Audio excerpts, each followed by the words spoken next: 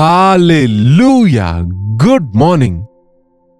எப்பவோ விடிஞ்சிருச்சுங்க. 7 மணி ஆயிடுச்சு இல்லையா? இந்நேரத்துக்கு நீங்க எழுந்து தேவனுடைய வார்த்தைக்காக ஆயத்தமா இருப்பீர்கள் என்று நம்புகிறேன். ஆமாங்க, காலையில நிறைய வேலைகள் இருக்கும். வேலைக்கு போகணும், பிள்ளைகளை ஸ்கூல்ஸ்க்கு அனுப்பணும், வீட்டு வேலைகள், சமையல் வேலைகள், எல்லா வேலைகளையும் ஓரம் வைத்து ஆண்டவருடைய சமூகத்தில் முதல் நேரத்தை நாம ஒப்பு கொடுத்தால் நம்ம நாள் முழுவதும் போதுமான அளவுக்கு நேரம் எல்லா வேலைகளுக்கும் எல்லா விஷயங்களுக்கும் இருக்கும்.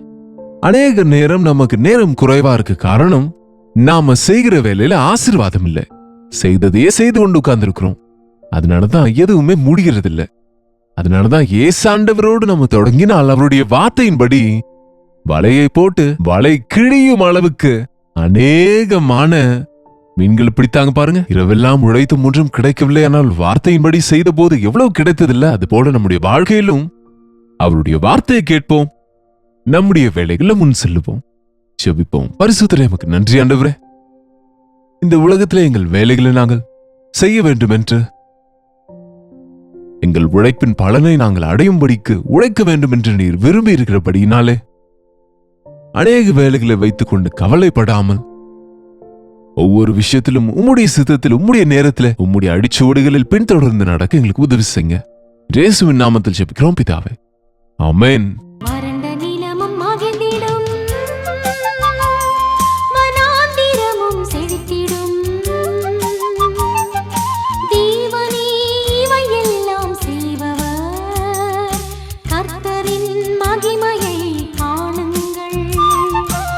ஆமாங்க, இன்றைக்கு அவசரப்படுகிறாங்க. அவசரமாய் செய்ய நினைக்கும் போது எதையும் சரியாக முடிக்க முடியாது. ஒரு சிலர் டூ ஃபாஸ்ட், ஒரு சிலர் டூ ஸ்லோ, ஒரு சிலரோ நின்று போவாங்க. இந்த மூன்றுமே சரியில்லை. நாம இயேசுவை நோக்கி பார்த்து கொண்டு நமக்கு முன்பு இருக்கிற ஓட்டத்தில் பொறுமையோடு ஓட வேண்டும் என்று இருக்கிறது பைபிள்ல. பொறுமையோடு ஓடுவது என்று சொன்னால் நாம ஒரு கரெக்டான ஒரே வேகத்தில் ஓடினால் சோர்வு வராது, களைப்பு வராது. டக்குன்னு வேகமா ஓடிட்டால் சோர்வு வந்துவிடும். ரொம்ப தாமதித்து நின்று விட்டோமானால் போய் சேர முடியாது. நடுவில் நின்று விட்டோம் வைங்க, அதுக்கும் இதுக்கும் எதையும் சாதிக்க முடியாது.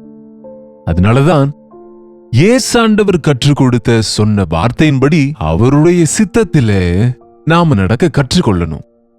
ஏசாண்டவர் இந்த உலகத்தில் இருந்தபோது அவர் தெரிந்து கொண்டே இருப்பார். அவருடைய எல்லாம் கூட எல்லாம் ஆக்யூரேட்டா, அவர் எந்த நேரத்தில் எங்கு இருக்க வேண்டும், யாரை மாற்ற வேண்டும், யாரை அவர் தேற்ற வேண்டும், யாரை சுகப்படுத்த வேண்டும், யாரை விடுவிக்க வேண்டும் என்பது அதெல்லாம் நம்மை போல பெண் எடுத்துக்கொண்டு புரோகிராமிங் செய்யவில்லை. ஆனால் அவர் எல்லாவற்றையும் அழகாய் தன்னுடைய நேரத்தில் செய்தார்.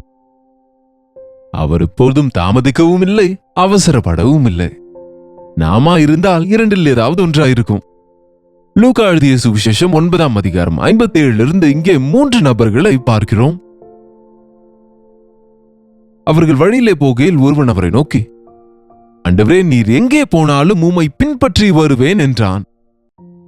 ஒருவன் அவரை பார்த்தவுடனே ஓடி வந்து, ஆண்டவரே, நீர் எங்கே போனாலும் நான் உங்களுடனே கூட வந்து விடுகிறேன் என்று சொன்னான். ஆண்டவர் கூப்பிடவும் இல்லை, ஆண்டவர் எங்க இருக்கிறாரோ தெரியாது. ஆனால் அவருக்கு ஏதோ செய்ய வேண்டும் என்று, ஆண்டவருக்காக ஓட வேண்டும் என்று.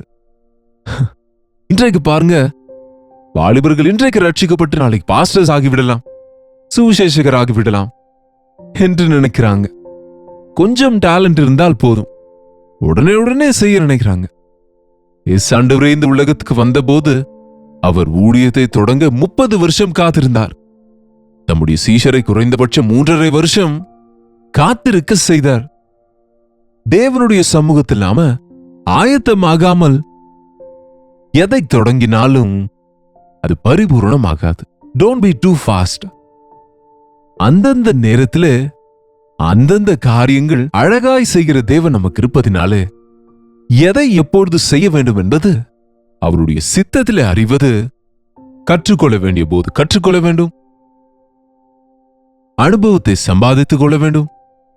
அதை நாம பின்பற்றுகிறவளா இருக்க வேண்டும், பின்பு மற்றவங்களுக்கு போதிக்க வேண்டும். இங்கே நீர் எங்கே போனாலும் அங்கே வருவேன் என்றால் ஆண்டவர் அவனுக்கு சொன்னார். அதற்கு இயேசு, நரிகளுக்கு குழிகளும் ஆகாயத்து பறவைகளுக்கு கூடுகளும் உண்டு, மனுஷகுமாரனுக்கோ தலை சாய்க்க இடம் இல்லை என்று அவனிடத்தில் சொன்னார். இயேசுவை பார்த்தவன் என்ன நினைத்திருப்பான்? இவ்வளவு அற்புதங்களை செய்கிறாரு, இத்தனை பேரை சுகப்படுத்துகிறார், இவ்வளவு பேருக்கு ஆகாரத்தை கொடுக்கிறாரு, வா, இவரிடத்துல தங்கியிருந்தால் எவ்வளவு நன்றா இருக்குமோ, அவர் மாளிகை எவ்வளவு நல்லா இருக்குமோ, அவர் ஆசிரமம் எவ்வளவு நல்லா இருக்குமோ என்று நினைத்திருப்பான் போல இருக்கும். நீர் எங்கே போனாலும் அங்கே வந்து விடுவேன், நீர் இருக்கிற இடத்தில் நானும் இருப்பேன் என்றார். ஆண்டவர் சொன்னார், நரிகளுக்கு குழிகளும் பறவைகளுக்கு குண்டுகளும் உண்டு, ஆனால் மனுஷகுமாரனுக்கு எனக்கோ தலை சாய்க்க கூட இடம் இல்லை.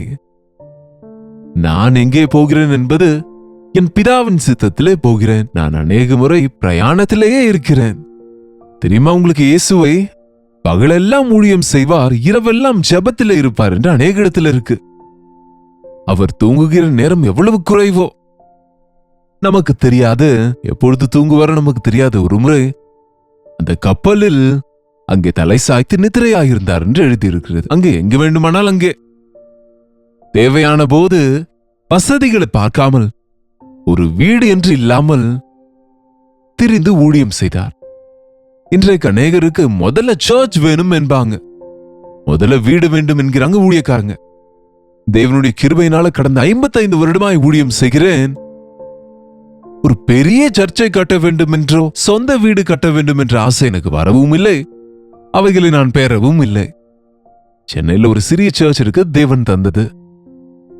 ஒரு பேஸ் இருக்க வேண்டும் இல்லையா? அங்கிருந்து இத்தனை பேருக்கு இத்தனை விதங்களிலே வசனத்தை கொடுப்பதற்கும் அங்கே ஜெபிப்பதற்கும் அங்கே வருகிற ஜெப பாரங்களை கர்த்தருடைய சமூகத்தில் வைக்கும் அதை பயன்படுத்துகிறோம். தேவன் ஏற்ற நேரத்தில் எல்லாவற்றையும் அழகாய் செய்வார். Don't be too fast. எதையும் கூட அவசரமாய் செய்ய வேண்டாம். அவசரப்படுவதனால் நஷ்டமே தவிர பிரயோஜனம் இருக்காதுங்க.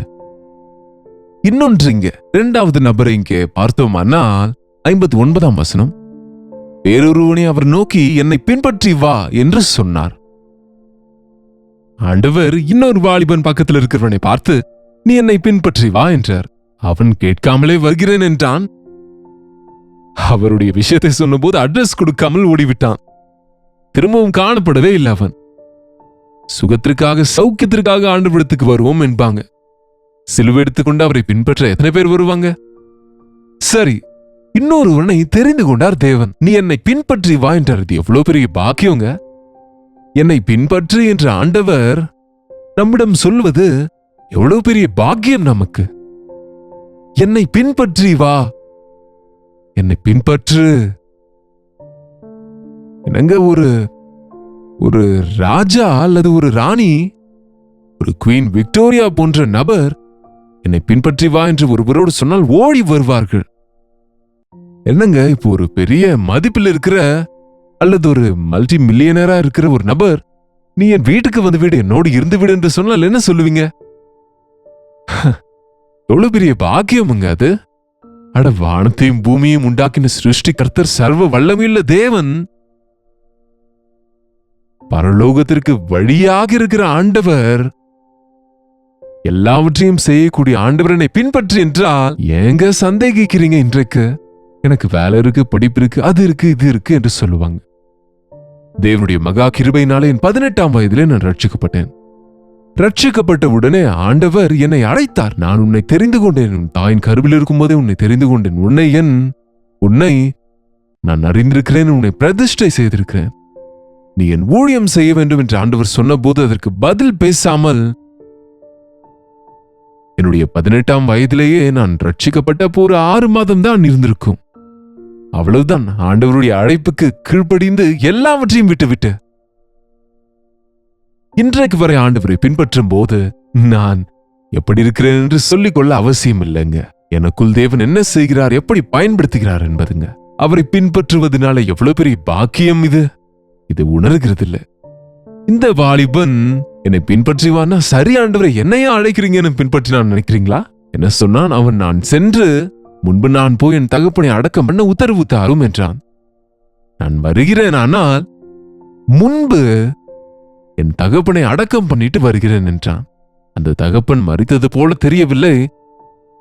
தகப்பன் மரித்திருந்தால் அவரை எழுப்ப சொல்லி இவரை வந்து கேட்டிருப்பான் இல்லையா? தகப்பனை அடக்கம் பண்ணிவிட்டு என்றால் அந்த காலத்துல தகப்பன் மரித்தால் தான் பிள்ளைகளுக்கு சொத்து கொடுப்பாங்க. அப்போ இவனுடைய எண்ணம் என்ன? என் தகப்பன் மரித்த பிறகு என்னுடைய சொத்தை நான் எடுத்துக்கொண்டு அப்பொழுது வந்து உம்மை பின்பற்றுகிறேன் என்கிறான். எதற்கும் நல்லதென்று. இன்றைக்கு அநேகர் என் அனுகூலமான நேரத்தில் தேவனை பின்பற்றுகிறேன், ரிட்டையர் ஆன பிறகு நான் தேவனுடைய ஊழியம் செய்கிறேன் என்கிறவங்க இருக்கிறாங்க. என்னங்க, என்னுடைய பிள்ளைகளுக்கு திருமணம் செய்துவிட்டு ஆண்டவர் ஊழியத்துக்கு வருகிறேன் என்கிறாங்க. தேவன் அழைக்கும் போது தாமதிப்பதுங்க ரொம்ப தவறு. அது தேவன் அழைக்கும் போது வராமல் புத்தி வந்த பிறகு வந்த அநேகரை நான் பார்த்திருக்கிறேன் என்னுடைய ஊழியத்துல, என் வாழ்க்கையில. அவங்க பலனெல்லாம் உலகத்துல செலவழிந்து போன பிறகு அவங்க வாழ்க்கையில அநேக பாடுகளுக்கு உள்ளாகி அவங்க முகமெல்லாம் சுருங்கிய பிறகு அவங்க அநேக கஷ்டங்கள் பாடுகள் அனுபவித்த பிறகு இப்ப ஊழியம் செய்கிறேன்னா என்ன செய்ய முடியுங்க? ஐயோ, டோன்ட் பி டூ ஸ்லோ, வருகிறேன், ஆனால் முன்பு இதை செய்து விட்டு வருகிறேன்னு காலதாமதம் செய்யாதீங்க. ஆண்டவர் அழைத்தால் உடனே கீழ்ப்படிங்க. டெலிபோனை கண்டுபிடித்த அவரை வந்து ஒருவர் ரொம்ப புகழ்ந்தாங்களாம். நீங்க இந்த டெலிபோனை கண்டுபிடித்ததால் உலகத்துக்கு இது எவ்வளவோ பிரயோஜனமா இருக்கிறது, உங்களுக்கு ரொம்ப நன்றிகள் என்ற போது அவர் சொன்னாராம், நான் மாத்திரம் சில மணி நேரம் தாமதித்திருந்தால் இன்னொருவர் யாராவது இதை கண்டுபிடித்திருப்பார்கள். நினைத்ததை உடனே நான் செய்ததினாலே இந்த பெருமை புகழ் எனக்கே கிடைத்தது என்று சொன்னார். நம்ம அநேக விஷயங்களை தாமதிக்கின்றோம், அதற்குள்ளே நம்ம வாய்ப்புகள் போய்விடுது. மரித்தோர் அடக்கம் பண்ணட்டும், நீ என்னை பின்பற்றி வா என்றார். மூன்றாவது நபர் வேறொருவன், அவன் தானே வந்து சொல்கிறான் 61ஆம் வசனத்தில், ஆண்டவரே உம்மை பின்பற்றுவேன், ஆனாலும் முன்பு நான் போய் வீட்டில் இருக்கிறவர்கள் இடத்தில் அனுப்புவித்துக் கொண்டு வரும்படி எனக்கு உத்தரவு தர வேண்டும் என்று சொன்னான். நான் வருகிறேன், ஆனால் இது பெரிய பிரச்சனைங்க. ஆனால் என்பது எப்பொழுது இருக்கிறதோ நாம தேவனுக்காக எதையும் சாதிக்க முடியாது. செய்ய வேண்டும் என்று இருக்கிறது, ஆனா பலன் இல்லை. செய்ய வேண்டும் என்று இருக்கிறது, ஆனால் எனக்கு பிரச்சனைகள் இருக்கு. செய்ய வேண்டும் என்று இருக்கிறது, ஆனால் எனக்கு இப்பொழுது அல்ல. எங்க அம்மா ஒத்துக்க மாட்டாங்க, என்னுடைய வீட்டில் ஒத்துக்கொள்ள மாட்டாங்க, அல்லது என் மனைவி ஒத்துக்கொள்ள மாட்டாங்க என்று அநேகர் இன்றைக்கு தேவனை விட மனைவிக்கோ பிள்ளைகளுக்கோ கணவருக்கோ அரசாங்கத்துக்கோ பெற்றோருக்கோ அல்லது எனக்கு இன்னொரு வேலை இருக்கிறது என்று இதோ வருகிறேன், என்னுடைய வீட்டை கட்டிவிட்டு வருகிறேன் என்று ஆனால் என்பதை வைக்கிறாங்க. ஆனால் என்கிற வார்த்தை விசுவாசிகள் வாழ்க்கையில் இருக்கக்கூடாதுங்க. எது என்னவானாலும் ஏசாண்டவருடைய அழைப்புக்கு கீழ்ப்படிவேன் என்கிறவன் ஆசீர்வதிக்கப்படுவான். இந்த மூவரும் கூட மொத்தத்துக்கு அவசரப்பட்டவனும் அப்படித்தான் இருக்கிறான், பின்வாங்கியவனும் அப்படியே இருக்கிறான், ஆனாலும் என்பவனும் அப்படியே இருக்கிறான். ஆண்டவர் சொன்னார், கலப்பையின் மீது கை வைத்து பின்னிட்டு பார்க்கிறவனுக்கு பாத்திரம் நல்ல. உங்களுடைய வாழ்க்கையில் ஆண்டவர் விஷயத்துல முதலிடத்தை அவருக்கு தருகிறீங்களா? முதல்ல என்னுடைய பெற்றோர், என்னுடைய ஆஸ்தி, முதல்ல என்னுடைய வேலை, என்னுடைய இஷ்டம் என்கிறீங்களா? அப்போ உங்க வாழ்க்கை வீணாகி விடுங்க. முதலில் என் நீதியையும் ராஜ்யத்தையும் தேடுங்கள், அப்பொழுது இதெல்லாம் தருவேன் என்றார். ஜெபிப்போம். பரிசுத்தரே அன்புள்ள ஆண்டவரே, எங்களுடைய வாழ்க்கையில முதலிடத்தை உமக்கு தருவதற்கு நீரே அல்லவா எங்கள் அதிபதி, எங்கள் ரட்சகர், எங்களுடைய மீட்பராக இருக்கிறீரே. முழு இதயத்தோடு, முழு பலத்தோடு, முழு இருதயத்தோடு, முழு மனதோடு, முழு ஆத்மாவோடு உன் கர்த்தராகிய ஆண்டவரை நேசிக்க வேண்டும் என்று சொல்லியிருக்கிறீர். எங்களுடைய வாழ்க்கையில பின்பற்றி உம்மாலே ஆசீர்வதிக்கப்பட, உம்மாலே பயன்படும்படியாக, உம்மை மகிமைப்படுத்த எங்கள் ஒவ்வொருவருக்கும் உதவி செய்யும்படியாக இயேசுவின் நாமத்திலே ஜெபிக்கிறோம் பிதாவே, ஆமென். நம்முடைய பிதாவாகி தேவனுடைய அன்பும் குமாரனாக இயேசு கிறிஸ்துவின் கிருபையும் பரிசுத்த ஆவியானவருடைய அந்யோன்யமும் ஐக்கியமும் கூடி வந்திருக்கிற நம் அனைவருக்கும் இப்பொழுதும் சதா காலமும் துணையாக இருப்பதாக, ஆமென். தேவனுக்கு ஸ்தோத்திரம். உங்க ஜெப விண்ணப்பங்கள் பாருங்கள், எங்களுக்கு நீங்க தெரியப்படுத்த உடனடியாக 8939801234 ஒரு டெக்ஸ்ட் அல்லது வாய்ஸ் மெசேஜ் மூலமாக வாட்ஸ்அப் அனுப்புங்க. உங்களுடைய பட்சத்துல ஜெபிக்க நாங்க எப்பொழுதும் ஆயத்தமா இருக்கிறோம். நீங்களும் ஜெபிங்க, தேவன் அற்புதமா நமக்கு உதவி செய்வார். கர்த்தருக்கு சித்தமானால் நாளைக்கும் இதே நேரத்தில் அனுதின தியான நிகழ்ச்சியிலே கர்த்தருடைய வார்த்தையோடு சந்திக்கிறேன். அந்த ஒரு கர்த்தருடைய கிருபை உங்களுக்கு துணையாக இருப்பதாக. ஹalleluya. பெங்களூர் மற்றும் பெங்களூரை சுற்றி இருக்கிற உங்களுக்கு ஒரு நற்செய்தி.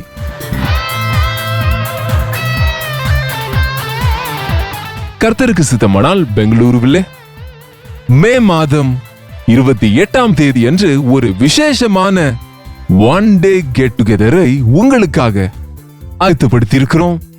மதியம் 2 மணியிலிருந்து 5 மணி வரை, 6 மணியிலிருந்து 9 மணி வரை நடக்கும் 2 செஷன்ஸ்களிலும் நீங்க பங்கு பெற்று தேவ ஆசீர்வாதங்களை பெற்றுக் கொடுங்க.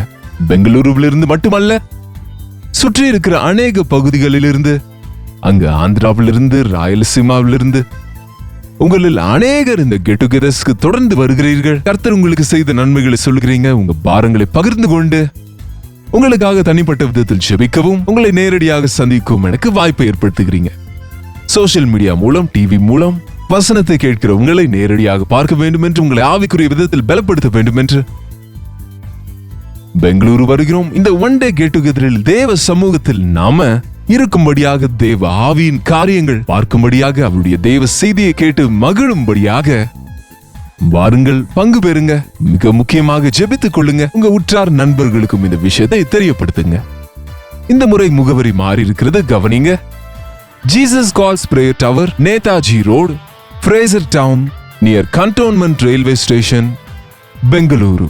உங்களுக்கு மேலும் விவரங்கள் வேண்டுமானால் QR கோடை நீங்க ஸ்கேன் பண்ணி கொள்ளுங்க, அல்லது கீழே ஸ்கிரீன்ல இருக்கிற நம்பருக்கு நீங்க உடனடியாக தொடர்பு கொள்ளுங்க. நிச்சயமா கலந்து கொள்ளுங்க. உங்க நண்பர்கள், உறவினர்களையும் உங்களோடு கூட்டிக் கொண்டு வாங்க. உங்களுக்காக விசேஷமா ஜெபிக்க, தேவனுடைய வசனத்தினால் உங்களை பலப்படுத்த நாங்க வாஞ்சிக்கின்றோம். வாங்க, பங்கு பெறுங்கள், தேவ ஆசீர்வாதங்களை பெற்றுக் கொள்ளுங்க.